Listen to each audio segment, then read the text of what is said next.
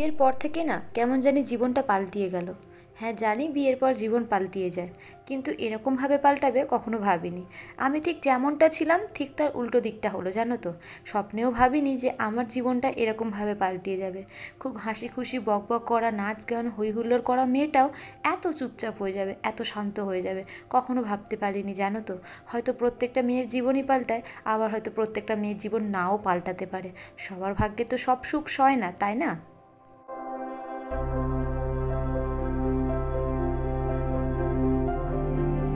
Good morning বন্ধুরা, আমার নতুন আবারও একটা ব্লগে তোমাদের সবাইকে অনেক অনেক স্বাগত।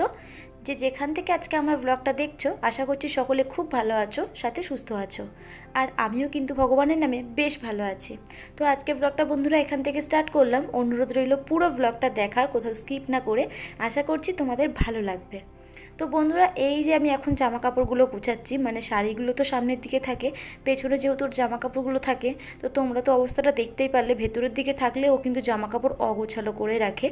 তো যাই হোক, সেগুলোকে এখন গুছিয়ে দিচ্ছি। আবার দেখবো সন্ধ্যের মধ্যে অগোছালো হয়ে গেছে। তো সেগুলোকে গুছিয়ে এরপর কি বলো তো বন্ধুরা, বাসি ঘরের সমস্ত কাজগুলোকে একটা একটা করে সারতে হবে।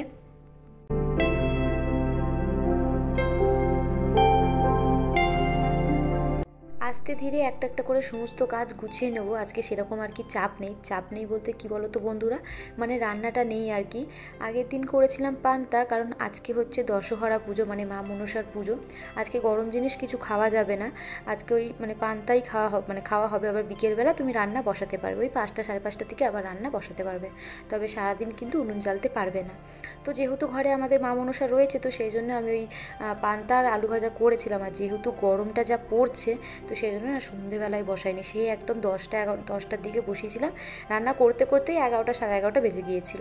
তো সেটাই আজকে সারাদিন খাওয়া হবে। আর তেমন কোনো চাপ নেই বলতে পারো আজকে। তো সেই জন্য আস্তে ধীরে সমস্ত কাজ একটা একটা করে গুছিয়ে নেব।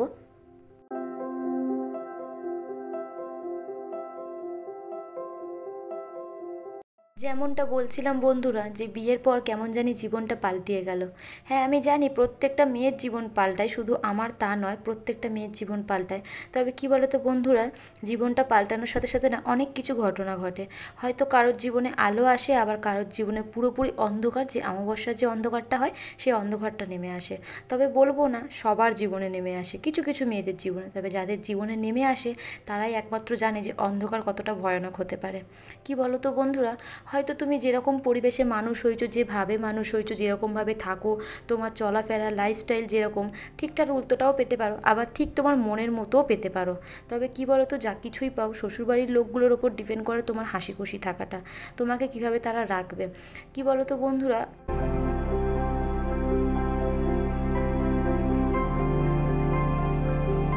হাসি খুশি থাকা তো দূরের কথা, চোখের জলই কখনো শুকোবে না। আসলে কি বলো তো বন্ধুরা, শ্বশুরবাড়ির লোকেরা তো এগুলো খুব খেয়াল রাখে, যে বাড়ির বউয়ের এত বন্ধু বান্ধব কিসের, বাড়ির বউয়ের এত বেলা অবধি ঘুমানো কিসে, বাড়ির বউয়ের এত ফোনে কথা বলার কিসে, বাড়ির বউয়ের এত ঘুরতে যাওয়া কিসে, এগুলো। তারা তো মনে করে বাড়ির বউ মানে ঘরের কাজ করা ছাড়া আর কিচ্ছু না। তারাও যে একটা মানুষ, তাদেরও যে ভালো লাগা আছে, সেগুলো তারা কিছু মনেই করে না, জানো তো।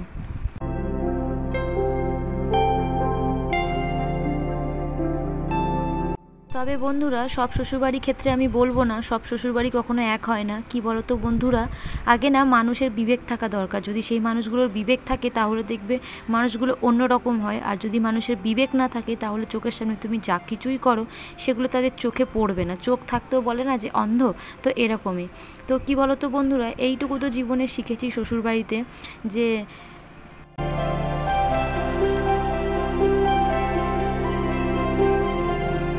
একটু ভালোবাসা আর একটু সম্মান পেলে একটা মেয়ে যে শ্বশুরবাড়িতে কতটা ভালো থাকতে পারে, শুধু সেই মেয়েটাই জানতে পারে, তাই না? তবে এইটুকুই তো অনেক মেয়েরাই পায় না, তাই না বলো বন্ধুরা? যাই হোক, তোমাদের সঙ্গে অনেক গল্প করলাম বন্ধুরা। গল্প করতে করতে আমার কিন্তু প্রায় অনেক ডাস্টিংয়ের কাজ আমি গুছিয়ে নিয়েছি। এরপর শুধু ঘরটাকে মুছবো, মানে ঘর এখন ঝাড়ু লাগাচ্ছি, এরপর ঘরটাকে আর কি মুছবো। আর আগের দিন গিয়েছিলাম তোমার ওই একটুখানি বাজারে সন্ধেবেলায়।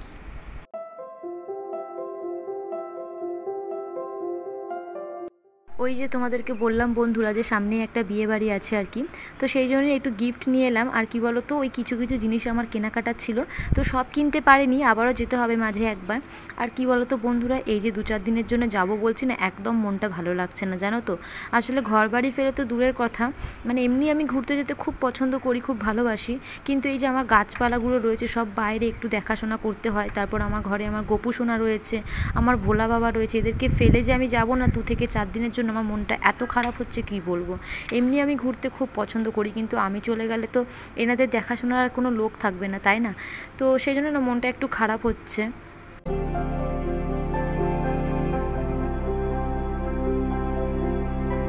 কি বলো তো বন্ধুরা, এদিকে তো যেতেই হবে, কারণ নিমন্ত্রণ তো রক্ষা করতেই হবে, তাই না? আবার এদিকে কিন্তু মনটাও খারাপ হচ্ছে, যেহেতু আমার এতগুলো গাছপালা, এতগুলো বলবো না, যেটুকুই আমার গাছপালা রয়েছে, যেটুকুই যত্ন করি আমি তাদেরকে, সকালে জল দেওয়া, বিকেলে জল দেওয়া, তারপর ঘুম থেকে উঠে ওই যে সকালবেলা গাছে ফুল ফোটা দেখা আমার খুব ভালো লাগে জানো তো।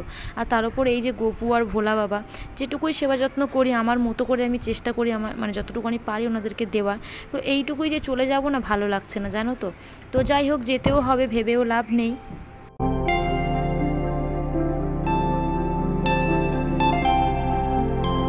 তারপরে এই কদিন আগে মানি প্ল্যান্ট গাছগুলো নিয়ে এলাম, সেগুলোকে প্রত্যেকটা দিন এখন জল পাল্টাতে হচ্ছে, যেহেতু প্রথম প্রথম কাটিং লাগিয়েছি, তো 1 সপ্তাহ মতো আমাকে জল পাল্টাতেই হবে।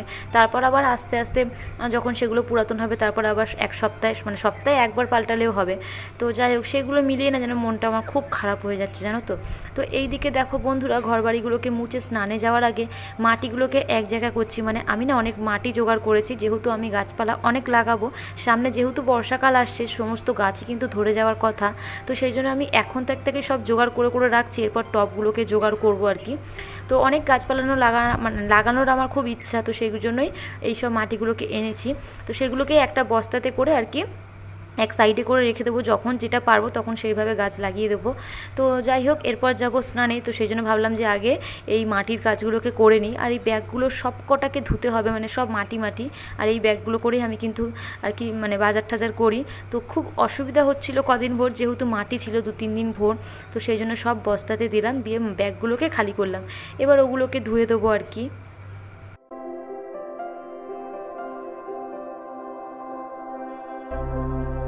এমনি গাছের কয়েকটা ডাল বসানো হয়েছে, তো যেগুলো বাঁচবে বাঁচবে, আর নয়তো বর্ষাকালে তো গাছ বসাবোই আমি। কি বলো তো বন্ধুরা, বর্ষাকালে না যে কোনো গাছ চটজলদি আর কি ধরে নেয়। তো সেই জন্য ভাবছি যে এখন থেকেই টপের মধ্যে মাটি ফাটি সব জোগাড় করে রেখে দেবো, বর্ষাকালে কয়েকটা গাছ কিনবো, কিনে আর বসিয়ে দেবো জানো তো। তো যাই হোক, ওদিকে তো আমার সব কাজ হয়ে গেছে, আর এদিকে দেখো এই যে কভারগুলোকে খুলে নিচ্ছি, এগুলো আর এখন কাচবো না এত গরমের মধ্যে, এখন আমি স্নান পুজোটা করব। এগুলো সব ভিজিয়ে রাখবো, ওই তোমার বিকেলবেলাকে আর কি কেচে দেবো। তো যাই হোক, এই যে আমার বরের জামা কাপড়, তারপর ওই কভারগুলো, আরও কয়েকটা জামা কাপড় ছিল, সেগুলো সব মিলিয়ে সব ভিজিয়ে দিচ্ছি। ওগুলো একদম বিকেলে ফ্রি হয়ে কিংবা সন্ধ্যের দিকে কেচে দেবো। আর সন্ধ্যেবেলা যদি বা কেচে দিই, জলটা ঝরে যাবে, সকালবেলা একটু রোদে দিলে চটপট শুকিয়ে যাবে, কারণ এই গরমে আর ভালো লাগছে না, এমনি অনেক কাজ গুছিয়ে নিয়েছি। আর এই বালিশগুলোকে এখন একটুখানি দিচ্ছি রোদে।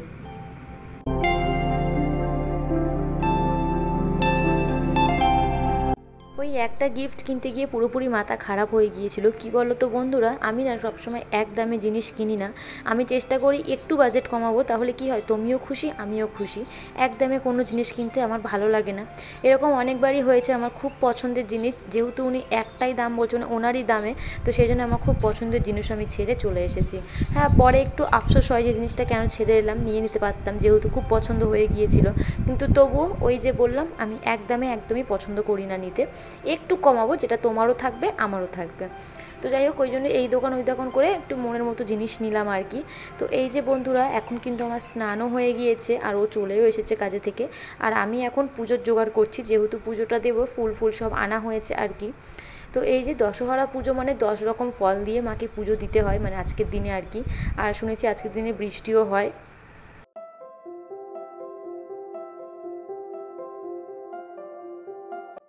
আর আজকের দিনে বৃষ্টি হলে নাকি সাপের বিষ আর কি কমে, তো এখন আর বৃষ্টি হয় কোথায়। তো যাই হোক বন্ধুরা, এদিকে এই যে বাসন টাসন সব মেজে এখন দিয়ে দিচ্ছি পুজো আর কি। আগের দিন ওই যে বলেছিলাম যে একটুখানি বাজারে গিয়েছিলাম, আমি কিন্তু ফুল মিষ্টি সব নিয়ে চলে এসেছিলাম। আর মায়ের পছন্দের খাবারটা এই যে মাকে দিয়ে দিলাম। আর আমি অনেক দিন থেকে ভাবছিলাম যে মাকে দেবো দুধ কলা, দেওয়া হয়ে উঠছিল না, তবে ওই দশহরা পুজোর দিন দিয়ে দিলাম। তো ওইদিকে পুজো টুজো দিয়ে এদিকে পান্তার জলটা আর কি একটু চেঞ্জ করে নিচ্ছি। আর এটাই আজকে কিন্তু সারাটা দিন আমরা খাবো, সেই সন্ধ্যের পর মানে সন্ধ্যের সময় আর কি রান্না বসবে।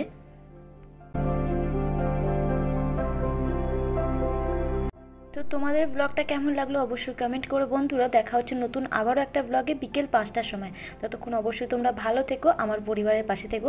তো চলো আজকের মতো টাটা।